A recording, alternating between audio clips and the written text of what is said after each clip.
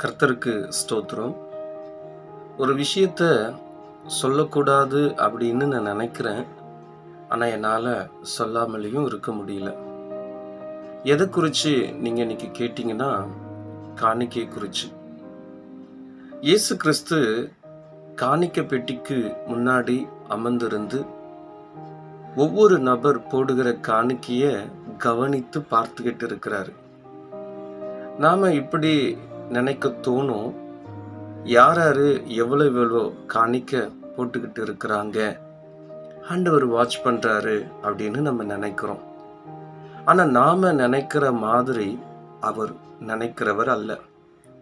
ஆண்டவராகிய இயேசு கிறிஸ்து இந்த காணிக்க பெட்டிக்கு முன்னாடி உட்கார்ந்து ஒவ்வொருவரும் போடுற அந்த காணிக்கைய கவனித்து பார்த்த பிறகு அவர் சொல்றாரு, எல்லாரும் கவனிங்க, நீங்க போட்ட காணிக்கையை விட இந்த ஏழை விதவை போட்ட இந்த காணிக்கை தான் ஒசந்த காணிக்கை அப்படின்னு டிக்ளேர் பண்ணும் பொழுது, இந்த காணிக்கையை போட்டவங்கெல்லாம் உண்மையாகவே அவங்க மனசுல அவங்க நினைச்சிருப்பாங்க, நம்மளை விட இந்த ஏழை விதவை எவ்வளோ போட்டிருப்பா அப்படின்னு கட்டாயம் நினைச்சிருப்பாங்க. ஆனா ஆண்டவராகிய இயேசு கிறிஸ்து அந்த ஏழை விதவை போட்ட காணிக்கை தான் ஒசந்தது அப்படின்னு தூக்கி பிடிச்சு பேசும்போது, அதிகமாய் காணிக்க போட்டவங்க அவங்க யோசிக்கிறாங்க, இது எப்படி அந்த ஏழை விதவை போட்டதை விட அதிகமா நான் போட்டிருக்கிறேன்னு அப்படின்னு மனசுல அவங்க யோசிச்சு கொண்டிருக்கிற அந்த நேரத்துல ஆண்டவர் சொல்றாரு, நீங்க எல்லாம் உங்களுடைய பரிபூர்ணத்துல இருந்து நீங்க ஆண்டவருக்கு கொடுத்திருக்கிறீங்க. அதாவது உங்களுடைய தேவைக்கு போக நீங்க ஆண்டவருக்கு கொடுத்திருக்கிறீங்க. தேவைன்னா என்ன? இன்னைக்கு என்கிட்ட ஒரு 100 ரூபாய் இருக்கு, 50 ரூபாவை நான் ஆண்டவருக்கு காணிக்க போட்டு மீதி இந்த 50 ரூபாவை வச்சு என்னுடைய தேவைக்காக, என்னுடைய ஆகாரத்துக்காக அல்லது என்னுடைய பிரயோஜனத்துக்காக இது எனக்கு தேவையா இருக்கு, ஆண்டவருக்கு தான் 50 ரூபாய் போட்டோமே, மீதி இந்த 50 ரூபாய் நம்மளுடைய செலவினங்களுக்காக வைத்து கொள்ளலாம் அப்படின்னு யோசித்து வைத்து கொண்டிருக்கிறவங்க.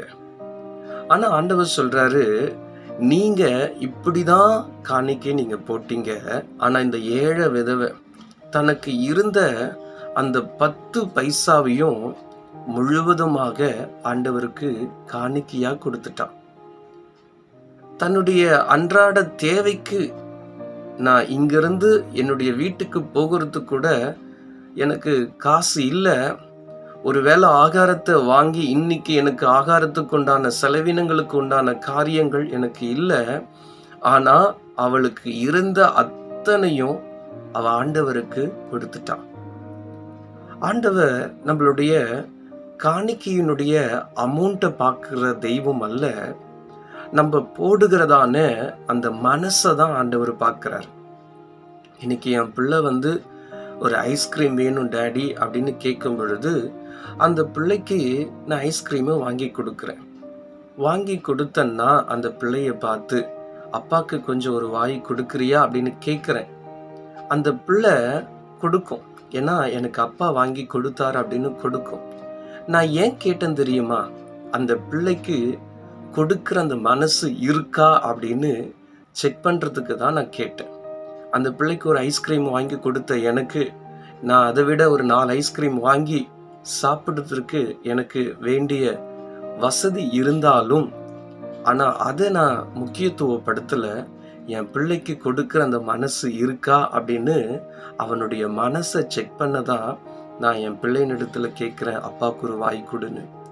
அதுபோல தான் இன்னைக்கு நம்ம ஆண்டவராகிய இயேசு கிறிஸ்து காணிக்கை என்னுகிற அந்த ஆராதனின் வழியாக நம்ம மனசை அவர் பார்க்கிற தேவனா இருக்கிறாரு. நீ போடுற காணிக்கையினுடைய அமௌண்ட் பெருசு கிடையாது, ஆனா நீ அவருக்கு எந்த மனநிலையில நீ கொடுக்கிற அப்படின்னு தான் ஆண்டவர் கவனித்து பார்த்துட்டு இருக்கிறாரு. இன்னைக்கு அநேகர் ஆலயத்துக்கு காணிக்க என்ற அந்த பகுதி, அந்த நேரம் வரும்பொழுது தேடி தேடி தேடி ஆண்டவருக்கு காணிக்க போடுறோம். கொஞ்சம் யோசிச்சு பாருங்க. ஒரு பிச்சைக்காரன் அம்மா தாயேன்னு கேட்கும் பொழுது அவனுக்கு நீங்க எப்படி தேடி தேடி போடுறீங்களோ, அதே போல ஆலயத்துல தேவனுடைய சமூகத்துல வந்து நிற்கும் பொழுது, காணிக்கின்ற அந்த பகுதி வரும் பொழுது தேடி கண்டுபிடிச்சு தானே நீங்க காணிக்க போடுறீங்க. உன்னுடைய காணிக்கைய ஆண்டவர் நீ எவ்வளவு போடுறேன்னு பார்க்கிற தெய்வம் அல்ல, நீ போடுகிற அந்த மனசை தான் ஆண்டவர் கவனித்து பார்க்கிறார். இன்னைக்கு நான் சொன்னது உங்க இருதயத்தை புண்படுத்துகிறதை போல இருக்குமானால் தயவு செய்து மன்னிச்சிருங்க. எனக்கு சொல்லணும் அப்படின்னு தோணுச்சு, அதனால நான் சொல்றேன். தப்பா நினைச்சுக்காதீங்க. உங்க காணிக்கையினுடைய அமௌண்ட்டை ஆண்டவர் பார்க்கிற தெய்வம் அல்ல, நீ எப்படி போடுற அப்படி என்பதை அந்த மனசை தான் ஆண்டவர் கவனித்து பார்க்கிறார். உங்க மனசு ஆண்டவருக்கு காணிக்கையாய் கொடுங்க. ஆண்டவர் உங்களை பல மடங்கு ஆசீர்வதிப்பாராக. God bless you.